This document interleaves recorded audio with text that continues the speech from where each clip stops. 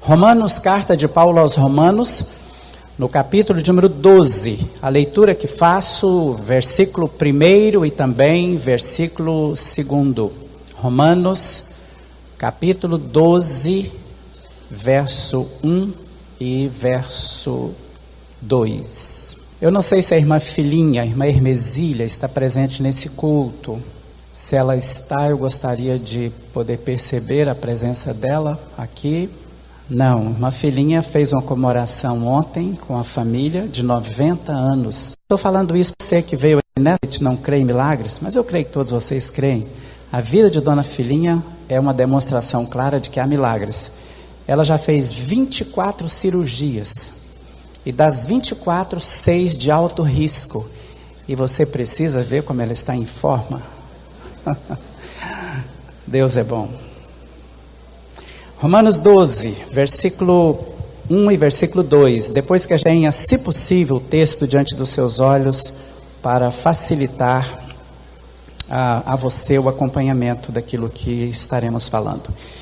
Paulo apóstolo escreveu na inspiração do Espírito de Deus assim: portanto, meus irmãos, peço que vocês se ofereçam completamente a Deus, como um sacrifício vivo, dedicado ao seu serviço e agradável a Ele.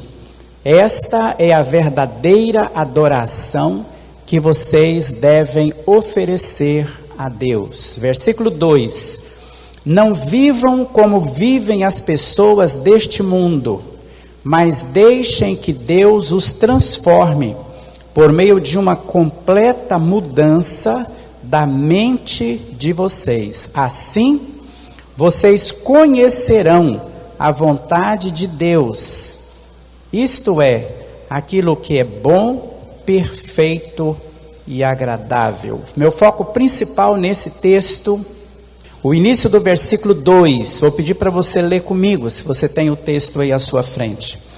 Não vivam como vivem as pessoas deste mundo. Vamos repetir?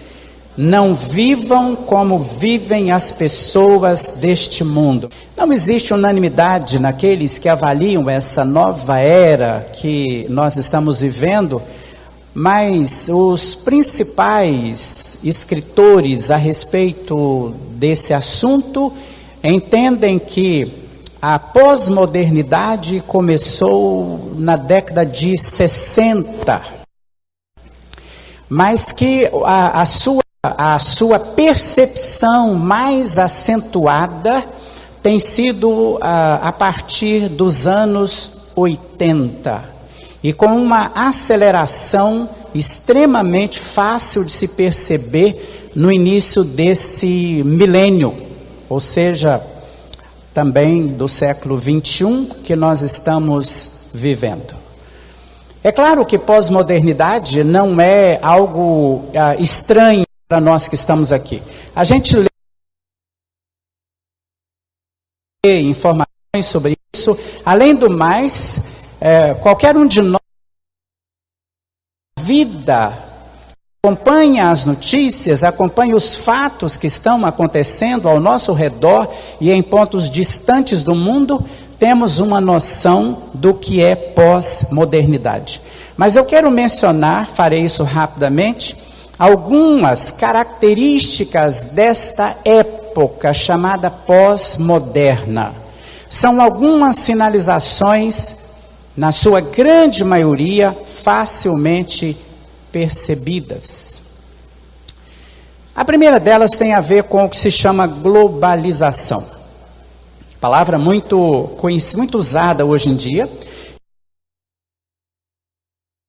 Fronteiras, ou seja, o mundo se tornou pequeno por causa da grande exposição midiática, ou seja, fatos que estão ocorrendo agora, em alguma parte do mundo, dentro de instantes, informados a praticamente o mundo todo. O mundo que parecia tão grande, com distâncias enormes entre as pessoas, nesta época ele tem se tornado pequeno. Isso traz, claro, sem dúvida, um novo conceito, uma nova maneira de se pensar no tempo e no espaço. A pré-modernidade traz aquilo que tem se chamado de a predominância da tecnologia sobre o humano. De fato, a vida tem se tornado cada vez mais digital, cada vez mais virtual. Todos nós somos testemunhas disso. Isso tem gerado, isso tem produzido um individualismo exacerbado, consumista, hedonista, ou seja, que busca autossatisfação, e narcisista também, que procura se promover. A sociedade pós-moderna tem como uma das suas características o chamado relativismo ou pluralismo, se preferimos usar essa expressão. Isso quer dizer que hoje se rejeita os valores absolutos, os valores tradicionalmente cultivados pela sociedade são não apenas questionados, mas considerados como sem valor para essa geração. Essa ausência de valores absolutos tem produzido um vazio de referências e de paradigmas em todo o mundo. Já não há mais exemplos para se seguir, porque a realidade é outra. O resultado disso, ou uma resultante disso, é a fragmentação. Isso quer dizer, não há absolutos, não há paradigmas. Consequentemente, essa, como alguns têm chamado, é a era das incertezas. A era das incertezas tem trazido como consequência uma profunda pessoas. Cada vez mais pessoas têm dificuldades em saber efetivamente quem são, a razão da sua existência. E também precisamos pontuar que o pós-modernismo, ou seja, esta era do pós-moderno, tem trazido em muitos casos a substituição da ética pela estética. Ou seja, dos princípios por aquilo que é aparente. Tem substituído o conteúdo pela forma, a forma, o visual tem se tornado mais importante do que a essência, a aparência tem se tornado mais importante. Esse é um tempo em que boa parte da população no mundo prefere as sensações às convicções. E estão muito mais voltados e têm a atenção muito mais concentrada naquilo que é possível se sentir, do que naquilo que, às vezes, sem sentir nada, mas são convicções que deveriam ser irremovíveis. É uma característica também que a gente vê o tempo todo. A preferência pelo transitório em lugar do permanente, daquilo que é duradouro, daquilo que continua. Queridos, esse é o mundo que nos, querendo ou não. Nesse sentido, não depende de nós, não depende de nós. A grande questão, e essa tem a ver conosco, é nesse tipo de sociedade pós-moderna, de vida, devemos viver pós-moderno. Com essas características, qual deve ser o nosso padrão de conduta? Quando Paulo escreveu essa carta aos Romanos, que a gente leu aqui no capítulo 12, a gente sabe, pelas informações históricas, que Roma vivia naquele momento um acelerado processo de degradação moral. Evidentemente, romano, Paulo era muito instruído, Paulo era antenado aquilo que acontecia, mesmo com as limitações da comunicação naquela época. Então Paulo escreve aos cristãos de Roma, sabendo que aqueles cristãos viviam no meio de uma sociedade altamente corrompida. Uma sociedade que caminhava a passos avantajados para a sua destruição, como efetivamente aconteceu com a ruína do Império Romano. Por isso Paulo, na sua maneira de escrever, ele adverte aqueles cristãos quanto ao tipo de vida que eles deveriam mostrar, o tipo de conduta, o tipo de comportamento que eles deveriam mostrar no meio daquela sociedade. E eu penso, querido,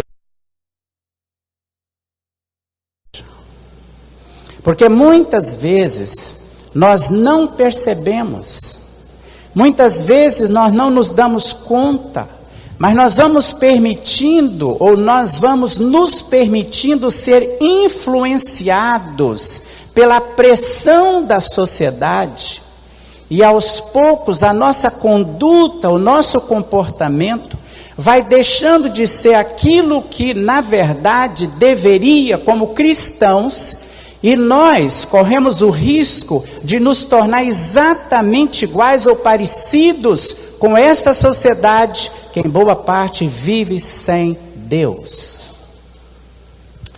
Por isso eu compreendo que esse texto é muito importante para nós, muito importante para mim, muito importante para você, independente da sua faixa etária. O apelo que Paulo faz aqui é muito forte. Ele começa esse texto dizendo: portanto, meus irmãos, eu peço. A tradução mais antiga, ela é ainda mais, diz: eu rogo a vocês, eu suplico, eu imploro. E o que é que ele pede? Que aqueles cristãos tivessem uma vida diferente. Não vivam como vivem as pessoas deste mundo. Eu imagino naturalmente se referindo ao que acontecia na capital do império. O que isso quer dizer para nós hoje? Como é que deve ser a nossa conduta nesse mundo pós-moderno? Há 3 fatos que me parecem bastante perceptíveis nesse texto aqui que a gente vai comentar então com você. Primeiro, olha o início do versículo, do capítulo 12, verso 1. Ele escreve: portanto, meus irmãos, por causa de quê? Por causa da grande misericórdia divina, a base que Paulo utiliza para fazer essa advertência, esse pedido, essa súplica, seja como for a palavra, ou qual for a palavra que a gente queira usar. Ele diz: por causa da grande misericórdia de Deus, eu peço que vocês vivam de maneira diferente, não vivam como vivem as pessoas deste mundo. Misericórdia de Deus, que palavra bonita é essa palavra, misericórdia de Deus. Queridos, a misericórdia de Deus aqui no texto é a base sobre a qual o apóstolo Paulo constrói todo o seu argumento. Tudo aquilo que ele vai escrever, vai falar, ele faz sobre a base da misericórdia de Deus. Misericórdia de Deus é a causa, é o motivo por que Paulo está fazendo esse pedido. Nós sabemos, eu creio que todos nós aqui sabemos, que as ações de Deus globais, todas as ações de Deus por nós, são resultado da misericórdia que Ele tem por nós. Certo ou errado? Porque misericórdia, sabe o que é? Alguém o castigo ou a punição que ele merece. Essa é a palavra, o sentido da palavra misericórdia. E aí quando a gente pensa na expressão de Paulo, a misericórdia divina, Paulo está dizendo que por causa dessa misericórdia, que Deus não nos trata segundo os nossos desmerecimentos, se podemos falar assim, ou deméritos, seja como for. Olha que isso tem muito peso. Isso tem muito peso. Quando Davi escreve o Salmo 51, ele suplica pela misericórdia de Deus. Ele usa a expressão, por causa da tua misericórdia, ele pede perdão e restauração. No Salmo 86, o escritor, ele tem assim essas palavras: olha de novo para mim com misericórdia. Paulo está escrevendo: a divina é muito grande, porque quando nós estávamos espiritualmente mortos, ele nos deu vida de novo, nos ressuscitou. Pedro, o apóstolo, na sua primeira carta, capítulo 1, verso 3, ele escreve assim: por causa da grande misericórdia de Deus, ele nos deu uma nova vida. E o escritor aos Hebreus, nessa carta do Novo Testamento, ele diz que nós, eu e você, podemos para alcançar a misericórdia. Deus é misericordioso, de que Deus tem olhado para nós com misericórdia, que Deus continua olhando para nós com misericórdia. Por isso Paulo, ele usa a misericórdia de Deus como a base para o seu apelativo. É o que ele faz. Se a gente olha a carta aos Romanos, o seu conteúdo teológico, princípios doutrinários e base da fé cristã. Mas Paulo vai nos ensinar, escrevendo esta carta, que através da misericórdia de Deus, é que nós fomos, olha só, regenerados, fomos justificados, fomos transformados, estamos sendo santificados e seremos glorificados. E Paulo coloca todas essas verdades e todas essas bênçãos em cima do alicerce que ele chama a misericórdia de Deus. Então, queridos, a rigor, Paulo está ensinando o seguinte: a minha maneira de viver precisa levar em conta a misericórdia de Deus por mim. Sem que eu mereça. Isso é misericórdia. O nosso modo de viver é uma misericórdia de Deus, que é a sua ação amorosa em nosso favor. Ou seja, a motivação que cada um de nós tem para viver uma vida que agrada a Deus é a própria misericórdia do Senhor. Certa vez um homem que tinha um coração muito generoso, misericordioso, estava andando na rua e ele encontrou um mendigo. Uma pessoa desprovida absolutamente de todos os recursos, uma pessoa que tinha problemas com vícios, especialmente com bebida, uma pessoa com a sua família destruída, uma pessoa realmente... O homem teve o seu coração comovido, e ele aproximou-se, ele começou a conversar, envolvimento com aquela pessoa na sua necessidade. Bem, para encurtar a história, esse benfeitor, o homem que estava transitando, ele investiu muito, mas ele conseguiu fazer com que o mendigo mudasse completamente de vida. Bem mais tarde, alguém conversando com aquele ex-mendigo,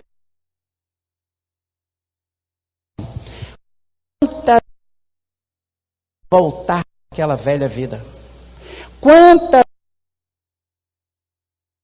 para aquele tipo de vida que vivia antes? Mas sabe por que eu não voltei?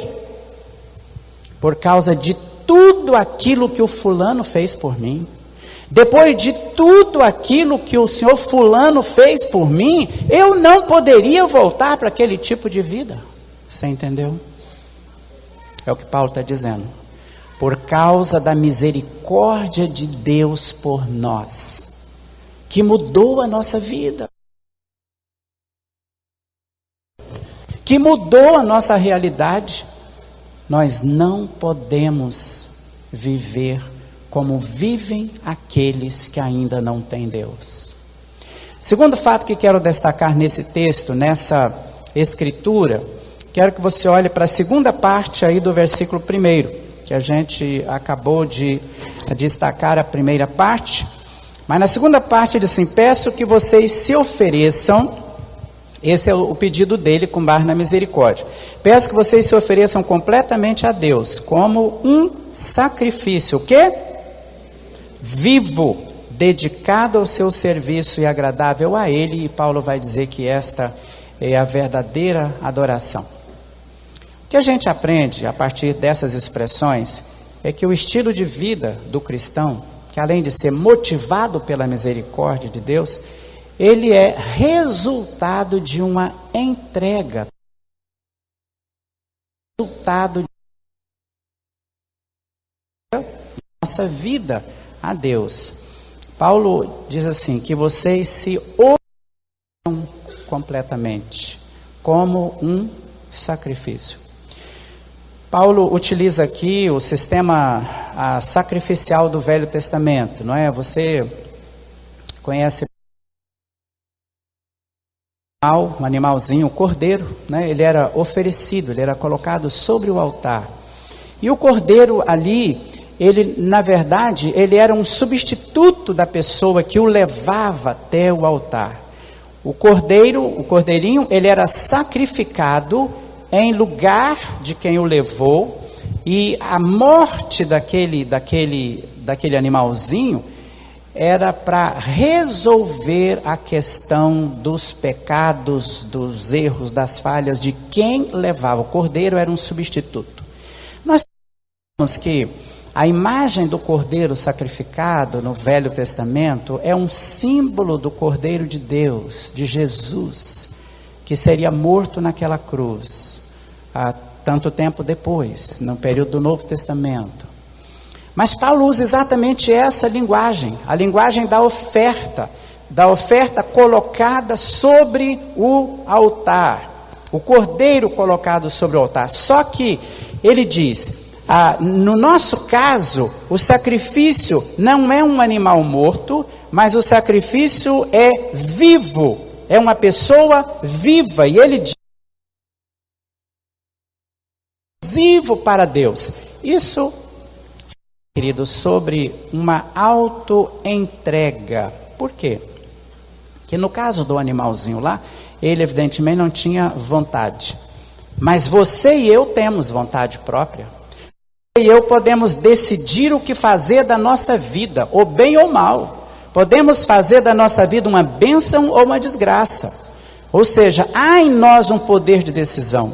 Por isso, Paulo não compreende isso como sendo uma coisa tão lógica e tão óbvia. Por isso ele diz, eu rogo que vocês se ofereçam sobre o altar, como sacrifício que é vivo, porque nós continuamos vivos, e exclusivo para Deus. Gente, olha só, isso aqui rigorosamente não está falando sobre autoflagelação, sobre aquela sessão de tortura que às vezes na Idade Média especialmente se fazia, mas ainda se faz hoje, cumprir certas penitências. Não está falando sobre isso, mas está falando que a maneira como eu vivo deve ser uma espécie de oferta para Deus.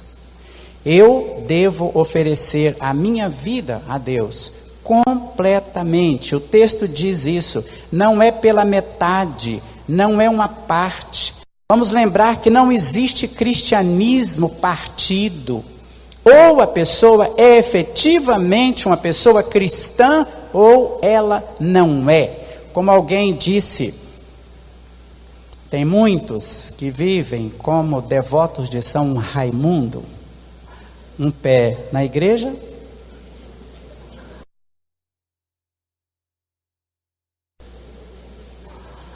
mas isso não existe. Mas isso não existe.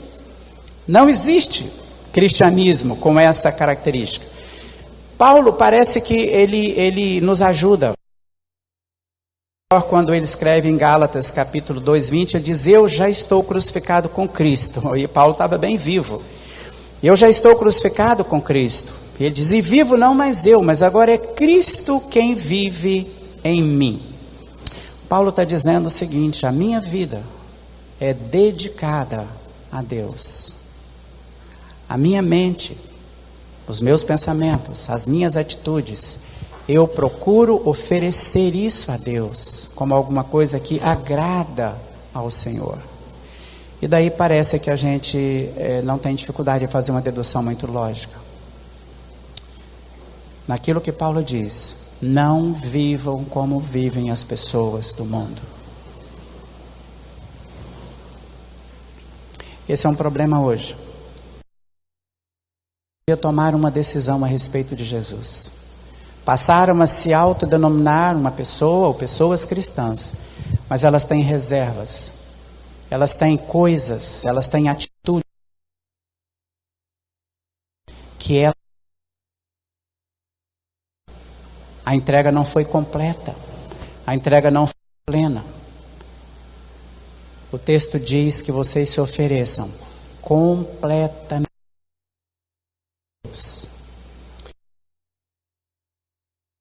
Faz isso não é uma coisa automática, como falei, envolve a nossa vontade. Mas quando a gente faz essa entrega, a gente vai perceber que viver a vida cristã não é um fardo tão pesado como muitos acham. A vida cristã não é um peso, mas ou se torna, se a nossa entrega não foi completa diante de Deus. Bem, quero falar sobre essa terceira dica do texto a respeito da nossa vida no mundo pós-moderno. Paulo vai dizer então que o estilo de vida do cristão, ele deve revelar, mostrar uma transformação completa pela qual nós passamos. E o verso 2, a nossa ênfase: não vivam como vivem as pessoas deste mundo.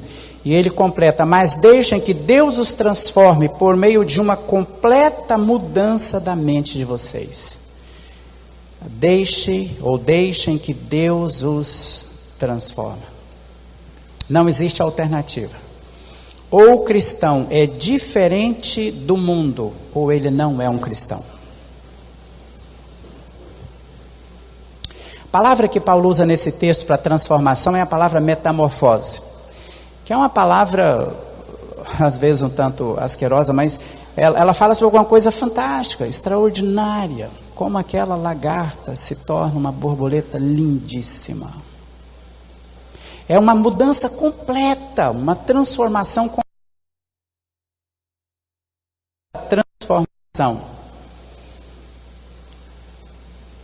Essa é a ênfase que Paulo dá. Que nós sejamos transformados, não conformados, se a gente usa uma expressão que aparece na versão mais... Eu, como reproduzir, não posso imitar, não posso copiar a maneira de viver daqueles que ainda não têm Deus no seu coração e na sua vida.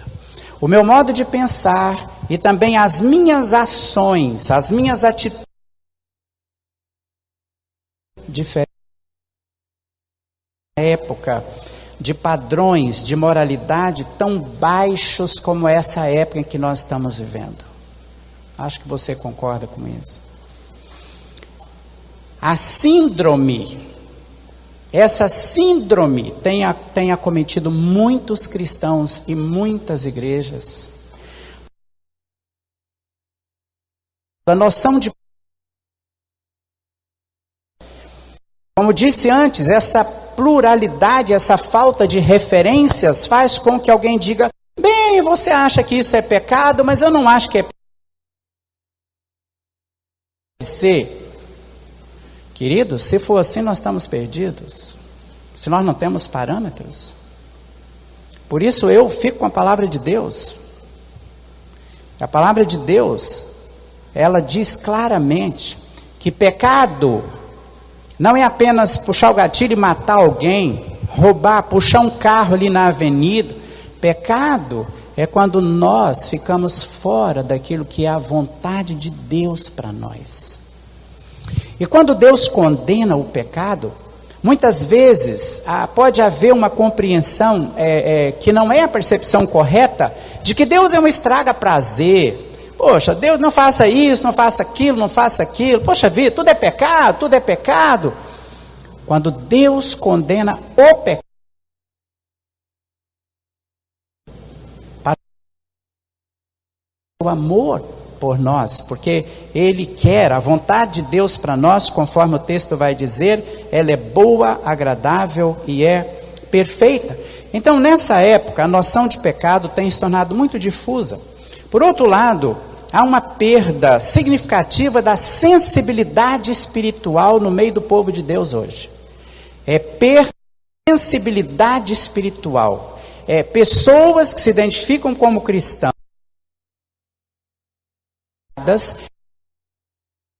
práticas e não tem aquilo errado.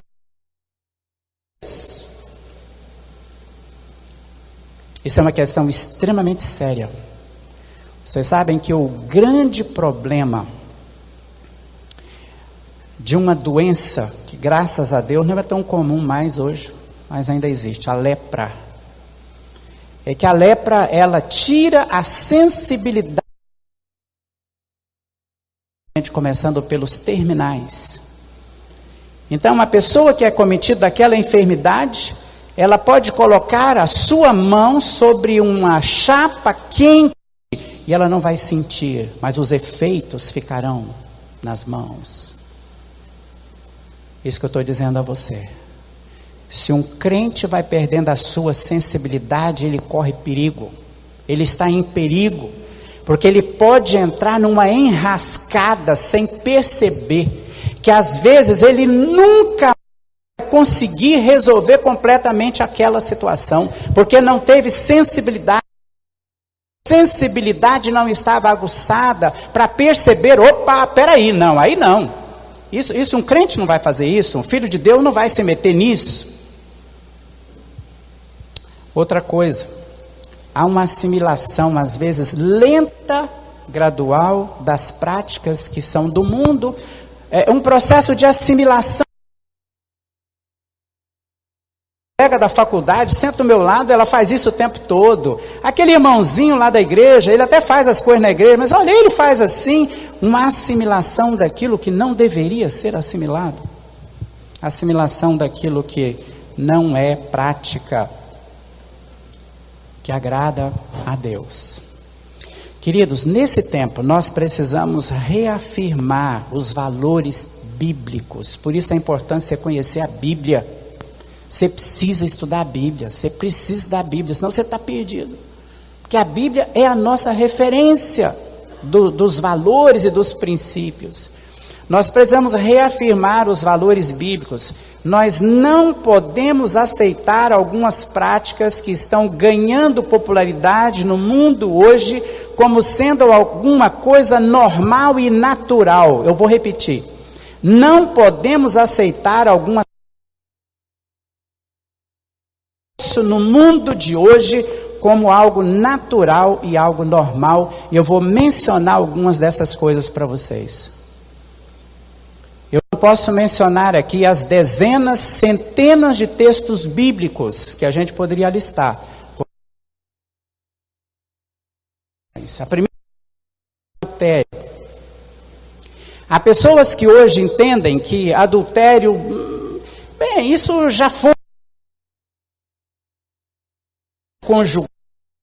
Depende muito da situação, depende muito do contexto. Eu não leio assim, condeno o adultério de maneira absolutamente inquestionável. A infidelidade de um homem para com a sua mulher, ou da esposa para com o seu marido, a Bíblia não aceita isso. Como disse, são muitas passagens, mas Êxodo 20, 14, o mandamento, Mateus 5, 27, Hebreus capítulo 13, versículo 4. Há outro dizendo que, por necessidades biológicas, emocionais, sentimentais e outras, aliança. Queridos, não se enganem. A orientação da palavra de Deus é não. Que a palavra de Deus ensina o seguinte: sexo é para a aliança de casamento. É dentro do casamento. Qualquer atividade sexual fora da vontade de Deus, não há dúvidas a respeito disso, é só olhar o que diz a palavra de Deus. Gênesis capítulo 21, versículo 24, 1 Coríntios capítulo 2, verso 9.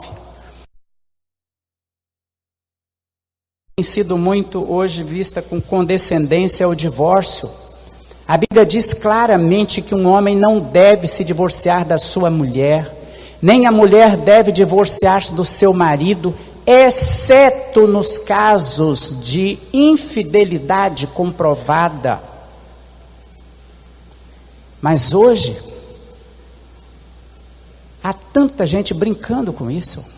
Se divorcia por qualquer coisinha, por duas palavras para lá, entenderam? Ok, vamos partir para outra, vamos lá. Como se fosse uma festa, gente. Isso não pode acontecer. Pode acontecer. Isso ofende. E a consequência disso, tantas dificuldades. Há situações diferentes, mas na grande maioria dos casos, o preço que os filhos de um divórcio pagam é muito alto. É muito alto. Por uma razão simples. Porque a Bíblia diz que um homem casado, uma esposa casada, deve fazer de tudo para manter o seu casamento. Para manter o seu casamento. E como eu disse, a Bíblia trata muito claramente da exceção. Mateus 5, 31, 32, 1 Coríntios 7, 39 falam sobre isso. Queridos, a Bíblia diz que nós devemos amar indiscriminadamente todas as pessoas. Devemos amar os homossexuais, orar por eles. Não devemos abandoná-los. Não devemos vê-los como leprosos, proscritos. Não. Mas há uma diferença enorme entre a gente amar uma pessoa que faz essa opção e a gente dizer claramente para essa pessoa: eu não posso aceitar. Você tem todo o direito de ver a vida que você quiser, mas biblicamente falando e diante de Deus, a prática do homossexualismo é errada. E parece que isso vai se tornando algo tão comum, tão normal, seja como for, ou seja qual for o tipo de relacionamento. Romanos capítulo 1, 27 é um texto absolutamente claro sobre isso, como Gênesis 19, 5, falando sobre Sodoma. Outra coisa, a mudança de gênero, que é a grande questão agora. Está aí, na crista da onda. Mudança de gênero. Vai registrar a filha, coloca no registro Maria ou José. Ele decide depois, se quer ser Maria, se quer ser José, ele resolve isso mais tarde, na vida dele. Criou homem e mulher. Se nós queremos assumir uma postura diferente disso, é preciso rasgar esse livro primeiro e jogar ele fora. E dizer, isso aqui não vale nada. Não vale absolutamente nada. Há situações em que é preciso haver cuidados especiais, é preciso haver toda a atenção, é preciso haver, às vezes, um investimento alto para ajudar uma pessoa, mas a Bíblia não deixa dúvidas a respeito disso. Gênesis capítulo 1, 27, Marcos 10, 6, claramente lá diz.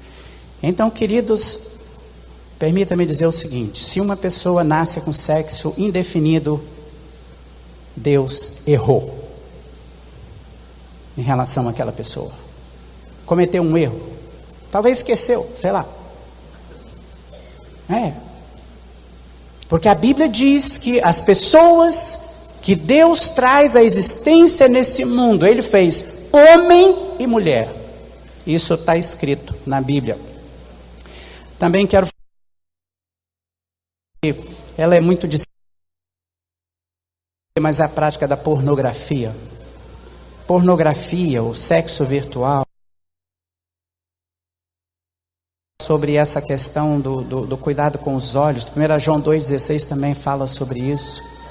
Pessoas que alimentam as suas paixões, ou alimentam as suas fantasias, através da pornografia. Há uma questão também importante de falar, é sobre a exposição pública do corpo, com propósitos provocativos. O texto de Gálatas sobre isso como lá.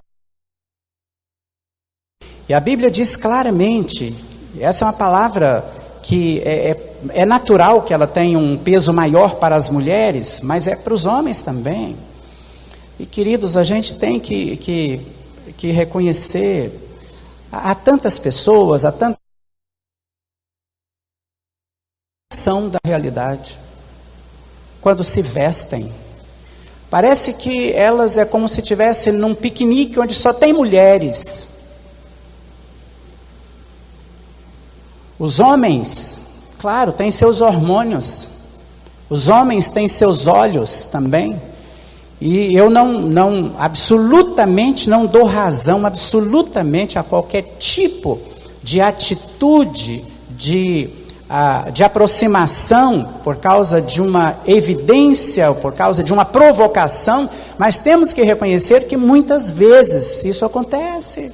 Uma mulher cristã precisa tomar cuidado na maneira como se veste. Precisa ir lá no guarda-roupa, olhar e dizer, essa roupa aqui não serve. Não serve. Exposição do corpo. É preciso... Nem sempre são agressões de murros e pontapés, mas agressões que machucam, palavras dolorosas, são gritos, são expressões que destroem a pessoa por dentro, agressões na família. Isso não pode se justificar de maneira nenhuma na vida de um crente. Efésios 5:2, 1 Pedro 3:7. Temos que falar também sobre a mentira, a desonestidade e o engano. Tantas passagens da Bíblia falando sobre isso. Não importa, queridos, qual seja a cultura. A gente diz a cultura brasileira hoje é assim. É a cultura do levar vantagem, a cultura da mentira, da desonestidade. Está por aí, por todos os cantos. Quanto mais se mexe, mais aparece. Mas a palavra de um crente. Um crente, quando faz um compromisso, ele cumpre. Número 15. A palavra de Deus diz que nós precisamos agir com honestidade, devemos abominar todo tipo de engano. Precisamos falar sobre a avareza, que é o amor excessivo ao dinheiro, o apego excessivo ao dinheiro, a sonegação nos dízimos e ofertas. A Bíblia fala isso, queridos, como uma coisa. Não tem como. Maledicência, fofocas. Maledicência, pessoas que têm dificuldade em dormir à noite se não falou mal de alguém naquele dia. Maledicência, fofocas, falta de perdão, falta de restauração. Pessoas que carregam mágoas no seu coração, por anos a respeito de alguém e não resolve. Isso está errado, um cristão não pode fazer isso. Tem que procurar resolver a situação. A Bíblia diz, no que depender de vocês, tenha paz com todas as pessoas. E eu termino falando sobre cristãos que participam de eventos onde a presença de um filho de Deus não pode ser justificada. O que é que um filho de Deus vai fazer numa bada, numa boate, num motel, numa danceteria, coisas? Será que se esse crente que vai lá chamasse Jesus, ser Jesus, tô indo para lá hoje à noite, hein? Programão, tu vai comigo? Jesus iria? Se por aquilo tudo que a gente sabe pela Bíblia de Jesus, Jesus dissesse, opa, tô dentro, vamos indo. Então vai. Mas tantas vezes, eu acho que a pessoa não teria nem coragem, não, deixa Jesus para lá. E daí, gente, que diferença? Qual é a diferença? Nós não podemos mudar o mundo. Não. A sociedade pós-moderna está aí. Ela tem muitas coisas boas. Muitas coisas boas. Mas tem essas questões que são preocupações. E a nossa pergunta é, como é que nós devemos viver no meio dessa sociedade pós-moderna? Como deve ser a nossa vida? Como deve ser o nosso... Como as pessoas deste mundo? Sabe por que nós somos diferentes, queridos? Não é porque nós somos melhores do que ninguém. É porque Cristo habita em nós. Habita em nós. É isso que a palavra de Deus fala para nós. E Cristo em nós, Ele faz essa diferença. Por causa da grande misericórdia de Deus. Oferta como sacrifício vivo, agradável a Ele. Não vivam como vivem as pessoas deste mundo. Mas eu quero falar para você o seguinte. Algo que eu considero maravilhoso. É que não importa se você está comprometido com coisas erradas. Deus quer perdoar você. Deus tem perdão para você. E a misericórdia de Deus não tem limites. Não tem limites. Esta noite pode ser uma noite de mudança na sua vida. Eu não vou pedir você para falar para mim ou para ninguém sobre a sua vida nessa noite. Mas você sabe da sua vida. E essa noite pode ser a noite de você fazer um concerto com Deus. Deus, eu não quero viver de acordo com o mundo. Mas eu quero viver uma vida que agrada ao Senhor. Eu quero viver. Eliezer, Dona Lourdes vão cantar agora uma melodia. Dona Lourdes pode subir, pode vir. Enquanto eles estão cantando, eu quero chamar você para a oração. Quero que você entenda a minha palavra nessa noite. Eu falo essas coisas para vocês porque eu amo vocês. E porque eu tenho sobre meus ombros a responsabilidade de falar para vocês aquilo que Deus falou para mim. Mas não quero que vocês tomem isso de maneira nenhuma como qualquer tipo de pressão. Não, você é livre. Mas se nesta noite você quer fazer uma nova entrega da sua vida, não sei. Eu quero viver essa vida que agrada ao Senhor. Então quero que você venha aqui à frente. Aí eu vou orar por você. Você quer fazer um novo propósito. Talvez você quer no íntimo do seu coração pedir perdão a Deus por alguma coisa. Se isso é verdade para você, pode deixar o seu lugar e vir. Fique aqui à frente, eu quero orar com você. Você pode vir, pode vir.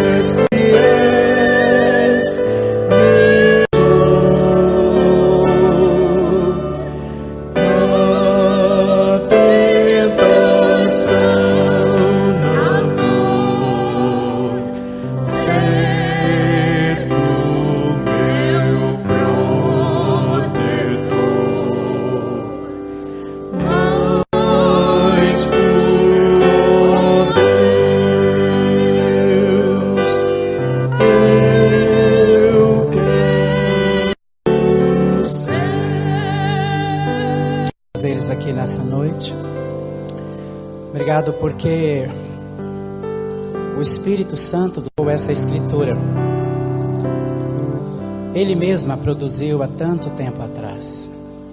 E esta palavra vem como uma advertência, vem como uma orientação. Somos essa geração de cristãos. Por isso, Deus, eu quero agora orar em favor dessas pessoas que estão aqui à frente. Eu não sei exatamente o que está no coração de cada uma delas, mas o Senhor sabe. Eu oro em favor da vida dessas vidas. E eu peço, Deus, que a tua misericórdia, conforme Paulo escreveu, seja a grande motivação. Vivamos uma vida diferente dos padrões do mundo. Vivamos uma vida que alegra ao Senhor, que alegra o teu coração. Ajuda-nos, ó Deus, a fazer diferença nessa sociedade, especialmente pensando em nosso país, num tempo difícil, perspectivas muito sombrias. Eu não sei, Deus, mas essa pode ser uma oportunidade do Senhor para que todos nós e o brasileiro, das nossas atitudes, dos padrões de moralidade, dos descaminhos. Ó Deus, tantas vezes ao longo da história o Senhor tem pessoas percebam que é necessário uma mudança de comportamento, uma mudança de vida. Então, Deus, que não seja inútil essa crise, essa luta, esta batalha que traz preocupação para todos nós.